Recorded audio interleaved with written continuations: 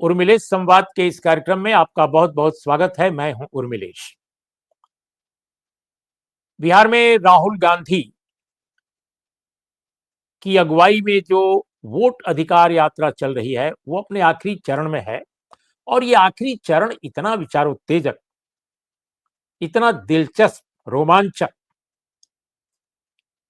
और राजनीतिक रूप से बहुत चहल पहल भरा होता जा रहा है। सदाकत आश्रम जो कांग्रेस का मुख्यालय है, और कांग्रेस का मुख्यालय तो बाद की बात है, लेकिन ऐतिहासिक रूप से स्वतंत्रता या आंदोलन जो है, स्वाधीनता आंदोलन है, उसका सदर मुकाम रहा है बिहार में। 1921 में स्थापित किया गया था और हिंदू मुस्लिम एकता का यह प्रतीक था, क्योंकि इसकी सारी जमीन जो है वह मुस्लिम समुदाय के एक सज्जन ने दिया था। उनका नाम था खैरुन मियां, और मौलाना मजरूल हक जो देश के महान स्वाधीनता सेनानी थे, उन्होंने इसका निर्माण करवाया था 1921 में। वहां पर भारतीय जनता पार्टी के लोगों ने आकर, और पता चला कि उसमें नेता भी थे बड़े बड़े, उनके कार्यकर्ता, सदाकत आश्रम पर हमला किया। पत्थरबाजी हुई, लाठीबाजी हुई, पुलिस मौजूद रही, देखती रही, लेकिन कांग्रेस के लोग भी डरे नहीं।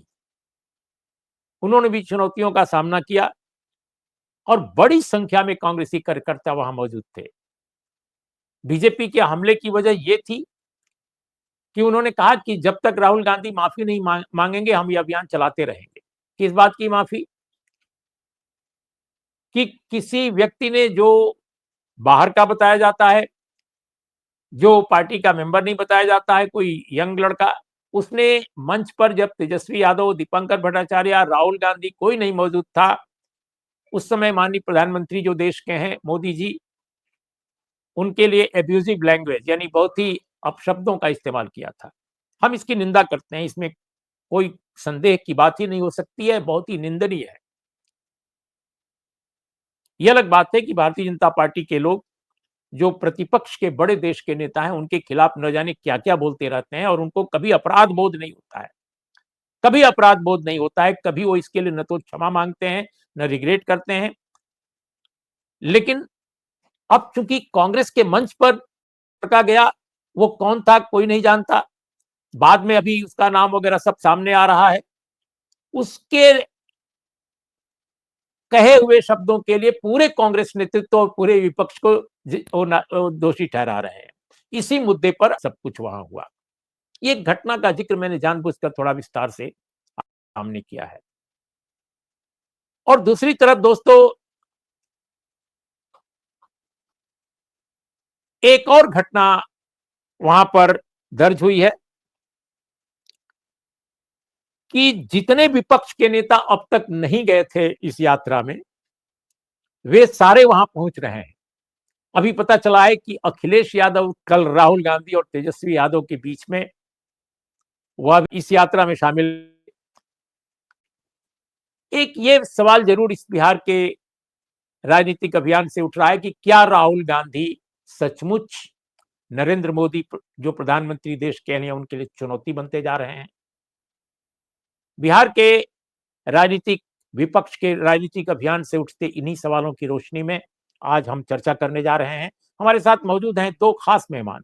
हमारे साथ हैं शीतल पी सिंह, और शीतल पी सिंह का परिचय आप सब जानते हैं, रिपीट नहीं मैं करूंगा। और हमारे साथ हैं हेमंत कुमार, जो बिहार के बहुत जाने माने पत्रकार हैं, देश के कई बड़े अखबारों में काम कर चुके हैं। शीतल जी, आपको क्या लग रहा है बिहार का ये चुनाव और उसमें राहुल गांधी की अगुवाई में जो वोट अधिकार यात्रा है, इसका जो एक रीजनल इंपैक्ट यानी बिहार में जो इंपैक्ट है, उसके अलावा इसका एक राजनीतिक असर भी चर्चा का विषय मीडिया में है। उस मीडिया में जो स्वतंत्र मीडिया है या वेबसाइटें हैं, यहां तक कि दुनिया के दूसरे मुल्कों में भी इसकी चर्चा है, हमने कुछ अखबारों में भी देखा। कैसे आप देखते हैं, क्या ये वाकई उनकी यात्रा इतनी महत्वपूर्ण हो गई है कि मोदी जी को, आरएसएस को, बीजेपी को, सबको ये बहुत चुनौतीपूर्ण लग रही है?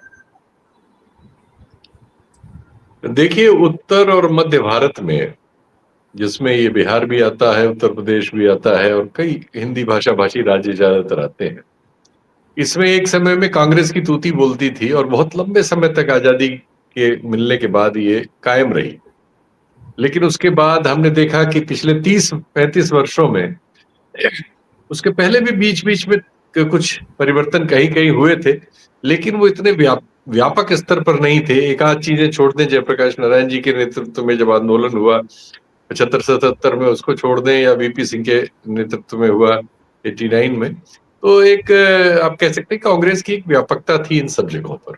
लेकिन फिर सब जगह विकल्प पैदा हो गए और अब जो दूसरा विकल्प उभर के आया इस सब के बाद, वो दक्षिणपंथी विकल्प था, है बीजेपी के रूप में। और इन सभी राज्यों में या तो बीजेपी अकेले अब सत्ता में है या सत्ता की दावेदार है, और या फिर उसके साथ जो सहयोगी है उनको मिलके वो आसानी से सत्ता पे कायम। बिहार भी उनमें से एक है जिसमें वो घूम फिर के सत्ता में साझीदार है, काफी लंबे समय से नीतीश कुमार जी के साथ, कुछ अपवाद बीच में छोड़कर। और इस पूरे दौरान हमने देखा कि कांग्रेस का लगातार ह्रास होता चला गया था। उसकी वजह ये थी कि कांग्रेस का जो आजादी के बाद जो निकला हुआ ढांचा था, जो श्रीमती गांधी के समय तक चला, उस ढांचे में वो एक पार्टी तो समाजवाद, सेक्युलरिज्म और आजादी से जो मूल्य उपजे थे उनकी थी, लेकिन एक्चुअली में वो सवर्ण जातियों के एक प्रभावशाली तबके के, कहिए कि उन्हीं के रखरखाव में खर्च होने वाली, जो थोड़े बाकी लोगों को भी छोटा मोटा कुछ हिस्सा बांट दिया करती थी, ऐसी एक पार्टी थी। और उस समय कैपिटलिज्म हमारे यहाँ धीरे धीरे ग्रो कर रहा था और उस स्टेज में नहीं था जैसा वो आज है, लेकिन ग्रो कर रहा था और बहुत सी नीतियों में वो असर डालने लगा था। फिर हमने देखा कि चीजें बहुत बदली, देश में अंबानी का उदय हुआ। कांग्रेस के ही एक वित्त मंत्री उनके बहुत करीबी रहे, जो बाद में राष्ट्रपति बने, और उनके बहुत नीतिगत फैसलों से इस ग्रुप ने एकाएक देश के सबसे बड़े उद्योग संगठन में अपने को बदल लिया।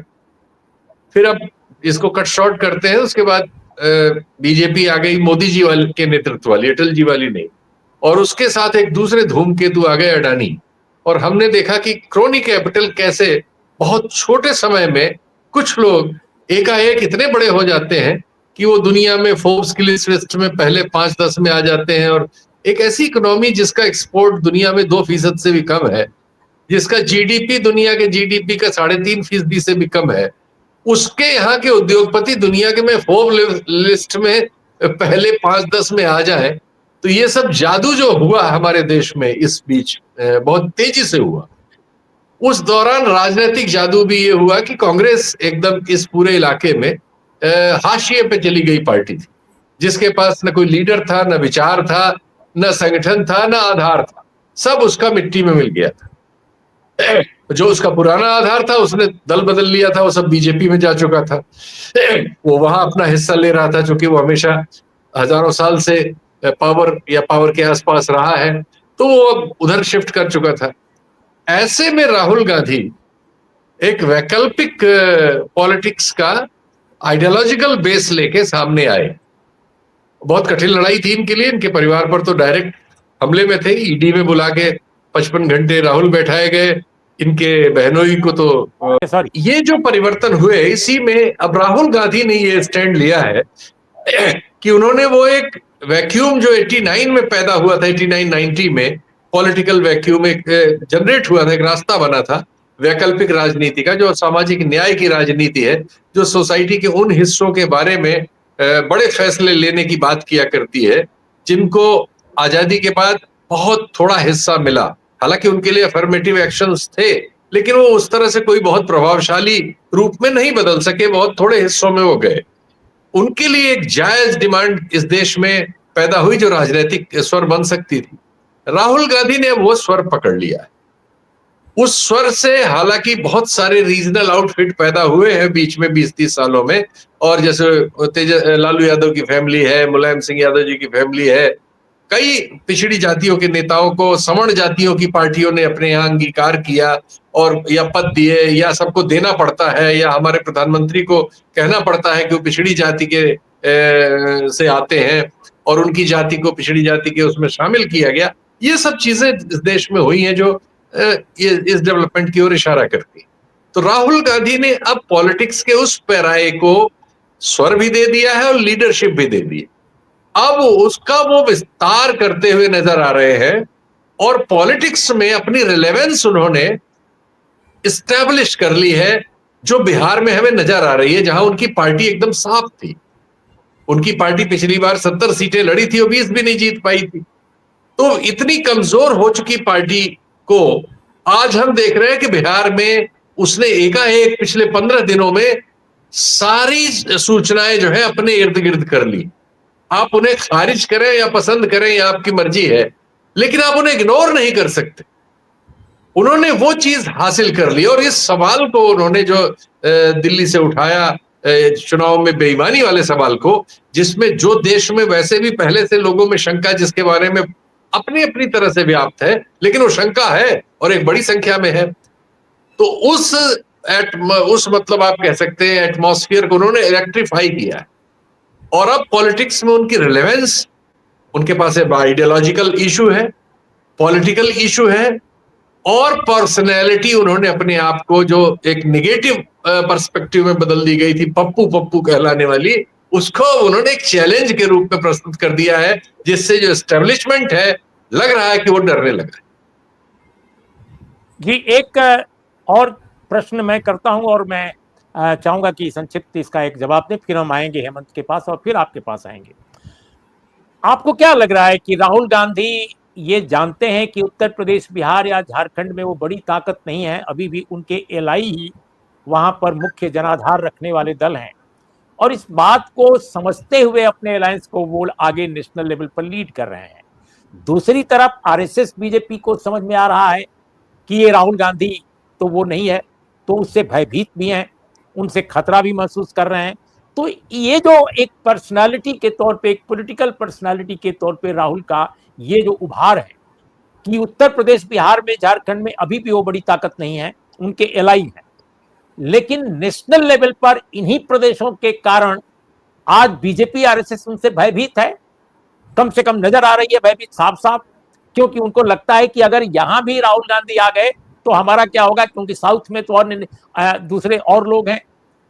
इस पहलू को आप कैसे देख रहे हैं? क्या इसमें असलियत है या ये कांग्रेस को ज्यादा अतिशयोक्तिपूर्ण ढंग से उसको देखा जा रहा है? ये आपकी बात सही है कि यहाँ राहुल गांधी की पार्टी एक राजनीतिक ताकत नहीं है, ये बात आपकी सही है। सांगठनिक ताकत भी नहीं है, ये भी बात आपकी सही है। लेकिन अब ये बात भी सही है कि इन सब क्षेत्रों में अब जितनी बड़ी सभा ऑर्गेनिक रूप से मोदी जी कर सकते हैं, उससे कम बड़ी सभा राहुल गांधी की नहीं होगी ऑर्गेनिक रूप से इनमें से कहीं भी। राहुल गांधी ने लोकप्रियता के उस पर्याय को छू लिया है जब उनको लेके क्यूरियोसिटी जनरेट हो चुकी है। अब ऐसा नहीं है कि राहुल गांधी की सभा का ऐलान हो तो वहां 10,000 आदमी न इकट्ठा हो, ऐसा नहीं है। इस पूरे भूभाग में जिसका आपने जिक्र किया, कहीं भी अगर राहुल गांधी की सभा लगेगी तो बावजूद इसके कि उनके पास संगठन नहीं है, बावजूद इसके कि उनकी पार्टी का कोई प्रभावशाली प्रेजेंस नहीं है, लेकिन उनकी सभा में हजारों लोग आएंगे। अगर वो रोड शो करेंगे तो उनको देखने हजारों लोग आएंगे। ये सामर्थ्य उन्होंने साबित कर दी।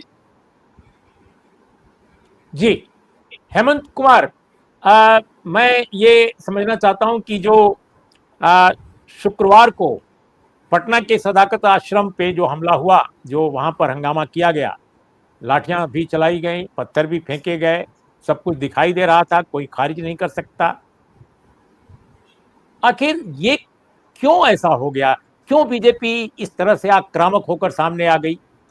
क्या वजह है? ये राहुल गांधी का डर है या कांग्रेस उभर रही है वहां पर प्रदेश स्तर पर भी, या कांग्रेस भले ही प्रदेश स्तर पर उभर ना पा रही हो लेकिन राहुल गांधी पूरे देश में उभर रहे हैं, ये दिमाग में आ गया है आरएसएस बीजेपी को?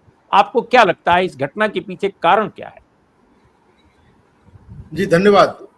मुझे तो साफ साफ ये दिखाई दे रहा है कि जो बीजेपी लगातार इस बात का प्रचार कर रही थी कि ये लोग एकजुट नहीं हो सकते हैं, तो कांग्रेस और आरजेडी और लेफ्ट के मजबूत होने का मसला पीछे रखिए, सबसे बड़ी बात यह है कि विपक्ष मजबूत हो गया है, विपक्ष एकजुट हो गया है, और एकजुट विपक्ष ने जो अपनी ताकत दिखाई है पिछले दिनों, ये जो उसकी यात्रा चल रही है, उस यात्रा के जरिए उसने एक तरह से सत्ता प्रतिष्ठान में, खास करके मोदी जी और उनके जो चाणक्य हैं अमित शाह जी, उनके इसमें हलचल पैदा कर दिया है, उनको हिला करके रख दिया हुआ है। समझता हूं कि एक तरह से विपक्ष के नैरेटिव की जीत मुझे साफ साफ दिख रही है।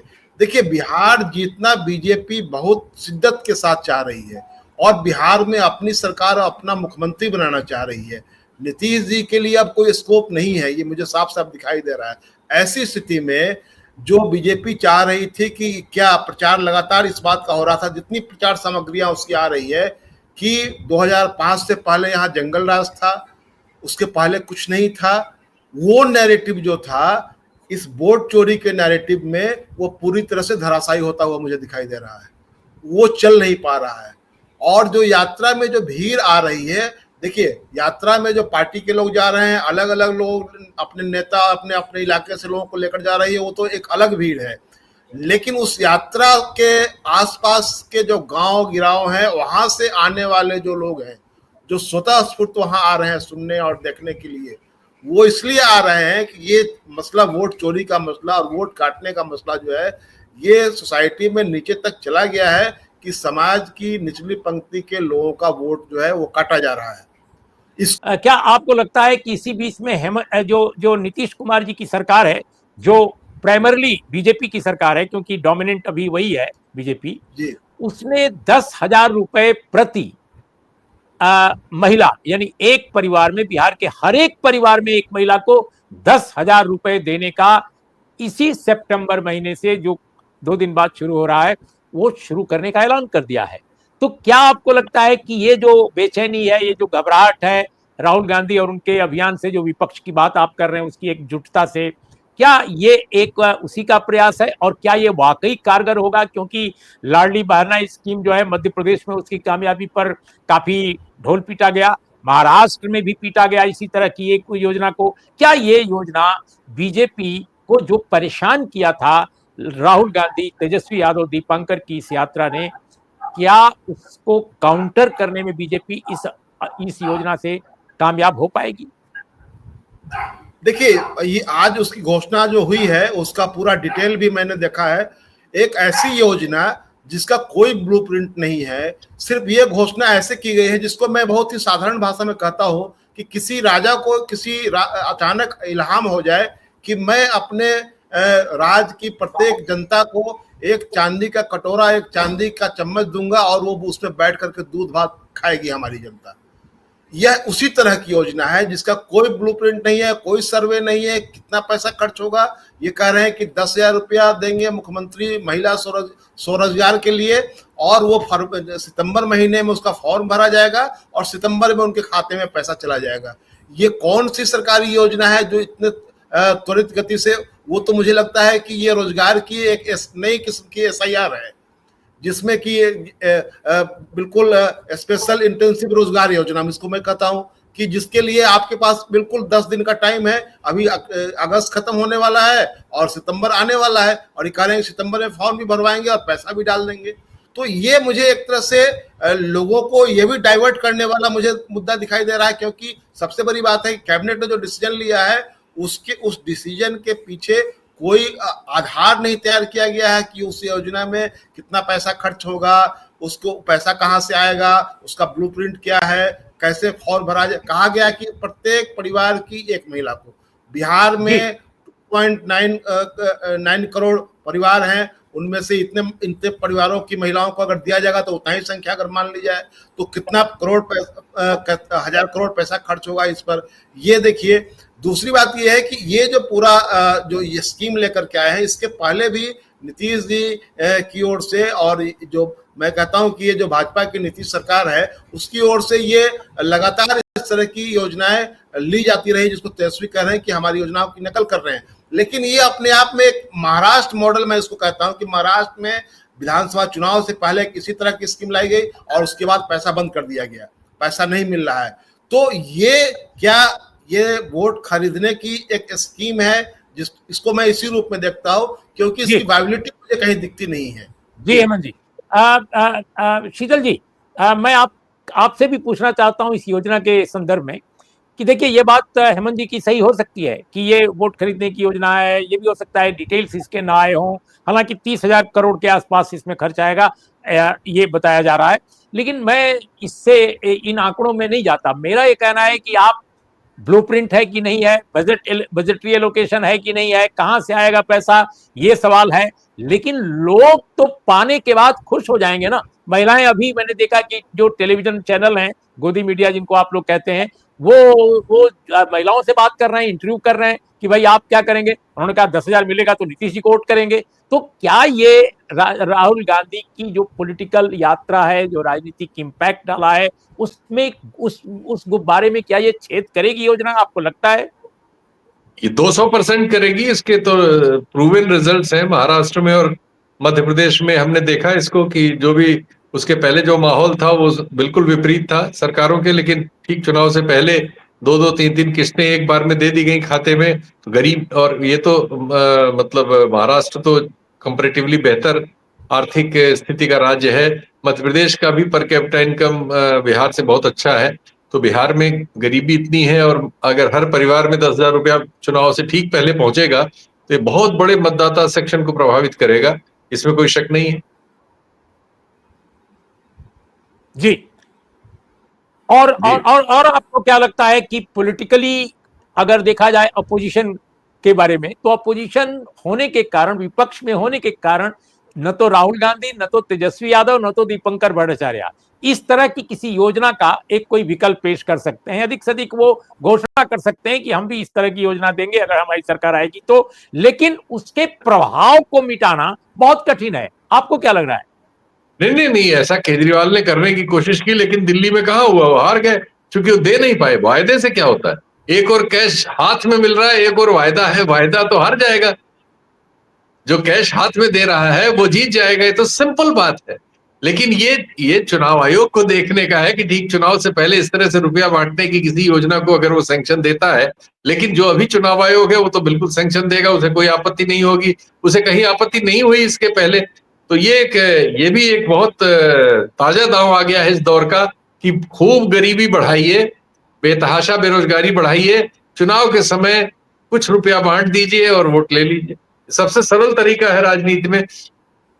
जैसे इसके एक और तरीका है कि किसी को दुश्मन बता दीजिए, जैसे मुसलमानों को दुश्मन बता के बहुमत हिंदू आबादी का वोट ले लेना एक सरल तरीका है। ये उससे भी सरल तरीका है कि सीधे हाथ में पैसा दीजिए और वोट लीजिए। तो क्या आपको लगता है कि चूंकि बिहार के बाद बंगाल का चुनाव है, बंगाल और तमिलनाडु का चुनाव है, ये दोनों अपोजिशन रूल्ड स्टेट्स हैं, आमतौर पे ममता बनर्जी भले इंडिया ब्लॉक से थोड़ा बहुत इधर उधर होती हैं, लेकिन डीएमके तो बहुत स्ट्रांगली इंडिया ब्लॉक का एक अविभाज्य हिस्सा है। इन दोनों राज्यों के लिए, दोनों राज्यों की सरकारों और उनके नेताओं के लिए क्या ये योजना जो आई है एक बड़ी चुनौती नहीं है, शीतल जी? नहीं, वो भी करेंगे, वो करने को मजबूर होंगे, और वहां एडवांटेज उनको होगा क्योंकि वो सरकार में है। जो जहां सरकार में रहेगा, ये तो एक तरीका मध्य प्रदेश से शुरू हो गया है। जो जहां सरकार में होगा ये उसको एडवांटेज है, और दूसरा आदमी मतलब जीता हुआ चुनाव हार सकता है। ये तो इस हमारे दौर का एक सबसे कड़वा सच है ये, और अजीबोगरीब है, लेकिन ये रियल है। हाँ हेमंत जी, आप कुछ कहना चाहते थे? हम भी अपने कार्यक्रम को अब समेट रहे हैं, आप बिल्कुल इस पर आप एक संक्षिप्त टिप्पणी। मैं ये कहना चाह रहा था कि देखिए, ये जो अभी शीतल जी जो कह रहे थे, मैं उस बात से बिल्कुल सहमत हूं कि ये कोई रोजगार की योजना मैं इसको नहीं मानता हूं। ये इसलिए मैं कह रहा हूं कि इसके पीछे कोई आधार नहीं है। जब मैं कह रहा हूं कि इसका कोई ब्लूप्रिंट नहीं है, तो ये सिर्फ क्या सरकारी खजाने से पैसा निकाल कर दे देने की योजना है लोगों के हाथ में, और उसके बदले वोट ले लेने की योजना है। इस एंगल से मैं इसकी आलोचना कर रहा हूं, क्योंकि सरकार के पास कोई आधार, आपके पास सरकारी खजाने की चाबी है तो उसको खोल करके आप उसमें से किसी को कुछ दे दीजिएगा? क्या ऐसा हो सकता है? और सबसे बड़ी बात यह है कि जो महिला सशक्तिकरण का दावा करते हैं और जीविका का जो पूरा इनका स्कीम था, वो पूरी तरह बिहार में फेल हो गया हुआ है। जीविका पूरी तरह डिफंक्ट हो गया हुआ है, और जीविका समूह की महिलाएं वो जो है वो प्राइवेट फिनेंस कंपनियों के चंगुल में फंस चुकी है। ये बिहार में वो पूरा बहुत मजबूत सत्य है ये बिहार में महिलाओं के सशक्तिकरण का। लेकिन जो चीजें खास करके तत्काल लोगों पर प्रभाव डालती हैं, अगर मान लीजिए कि आप पैसा बांट दिए, हो सकता है कि इसका असर हो, आप चुनाव जीत जाए, आपके पक्ष में चला जाइए, लेकिन ये कितना बड़ा धोखाधड़ी है ये देखने की जरूरत है कि आप जी। इस तरह से सरकारी खजाना का ताला खोल करके उसमें से निकाल करके लोगों को दे दे। 10,000 में कौन सा रोजगार होता है? क्या ये आपको लगता है कि 10,000 में कोई रोजगार चल सकता है? और जिसके बारे में कह रहे हैं कि ये हम सितंबर महीने में सारा कुछ कर देंगे, पैसा भी निकाल लेंगे, दे देंगे, फॉर्म भी भरवा लेंगे, तो ये देखने की जरूरत है। हेमंत जी, इस पक्ष पर के कोई पास विवाद एक नहीं ही है। साधन देखिए, इस पर कोई विवाद नहीं है कि ये क्या है, ये सभी कह रहे हैं कि ये चुनावी योजना है, लेकिन सवाल इस बात का है कि जिसके हाथ में पैसा जाएगा वो एक वोट बात और डालेगा, मैं ये और ये एक वोट बात में और कहना चाह रहा था कि इसको लेकर जो नैरेटिव जो मीडिया, जो गोदी मीडिया खड़ा कर रहा है कि लग रहा है कि रोजगार की कोई ऐसी योजना लेकर के सरकार आई है जिससे महिलाओं का सशक्तिकरण हो जाएगा और बिहार में रोजगार के अवसर बढ़ जाएंगे, बिहार में रोजगार के द्वार खुल जाएंगे। ये जी। जो नैरेटिव है ये इस पूरे इसके खिलाफ है। वो मैं कह रहा हूँ उसको, वो उस नैरेटिव का, फॉल्स नैरेटिव का फायदा सरकार को मिल जाए, वो उसका ये उससे मैं इनकार नहीं कर सकता हूँ। लेकिन बहस का विषय आज मुझे लगता है कि ये है कि क्या सचमुच सरकार रोजगार देना चाहती है या ये पैसे देकर के वो वोट वसूलना चाह रही है। तो दोस्तों, आज हम लोगों ने बिहार पर डिस्कस किया, और कल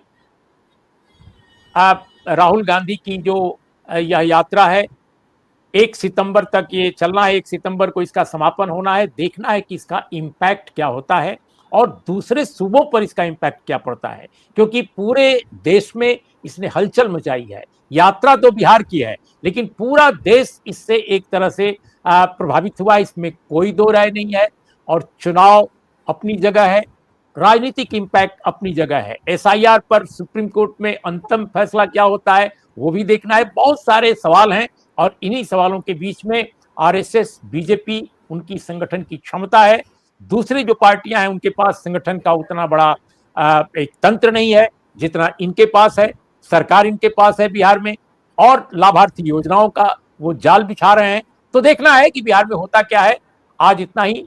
आप सबको बहुत बहुत धन्यवाद कि आपने हमारा कार्यक्रम देखा। बताइएगा कैसा लगा। और शीतल जी, हेमंत जी, आप दोनों को बहुत बहुत धन्यवाद। नमस्कार, आदाब, सत श्री अकाल।